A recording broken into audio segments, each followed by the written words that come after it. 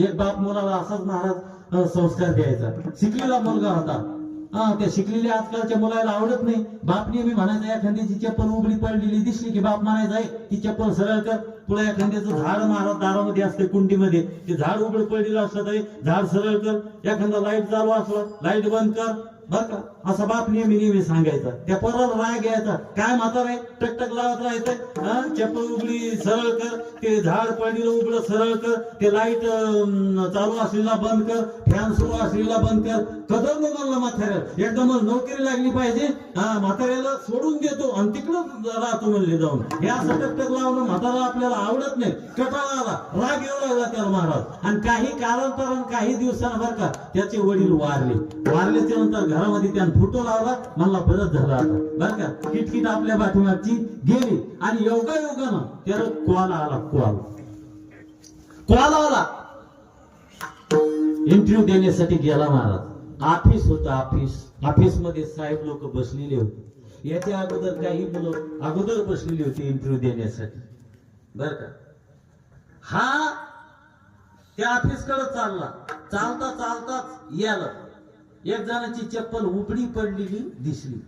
यानं अगोदर ती चप्पल सरळ केली, समोर गेला. कुंडीमध्ये झाड होतं लावलेलं, उघड पडलेलं होतं. ते कुंडी मधलं ते झाड आहे, ती कुंडी सरळ केली. तिथं जाऊन बसल्याच्या नंतर त्याला लाईट लागलेला दिसला. उठला आणि बटन दाबलं, लाईट बंद केला. फॅन चालू होता, फॅन बंद केला. सगळे पोरं इंटरव्ह्यू देऊन आले. याचा नंबर आला. हा गेला ऑफिस मध्ये, जाऊन बसला साहेबासमोर. साहेबांनी डायरेक्ट सांगितलं तुमचं सिलेक्शन झालं म्हणून, तुमचा नंबर आमच्या कंपनीत लागला, तुम्हाला आम्ही नोकरी दिली. तो अचंबित झाला. मला साहेब मग तुम्ही प्रश्नही नाही विचारला, प्रश्न न विचारता तुम्ही मला नोकरीला घ्यायला लागले, याचं कारण सांगा. साहेबांनी सांगितलं आम्ही सीसीटीव्ही कॅमेरे लावलेत बाहेर. येताना तू उघडी पडलेली चप्पल सरळ केली, आम्हाला दिसली. झाड सरळ केला, आम्हाला दिसलं. लाईट बंद केला, आम्हाला दिसलं. फॅन बंद केला, आम्हाला दिसलं. तुझे संस्कार चांगले आहेत. तुझे संस्कार चांगले असल्यामुळे तुझ्यासारखीची या कंपनीमध्ये गरज आहे. कारण आमचा जो इंटरव्ह्यू आहे बर का, आमचा इंटरव्ह्यू गुणांवर नाही, आपलं गुणवत्तेवर नाही, आमचा इंटरव्ह्यू गुणावर आहे. तुझे गुण चांगले, संस्कार चांगले, तुला नोकरीला घेतले जाईल. असं म्हटल्याबरोबर त्याच्या डोळ्यात पाणी आलं.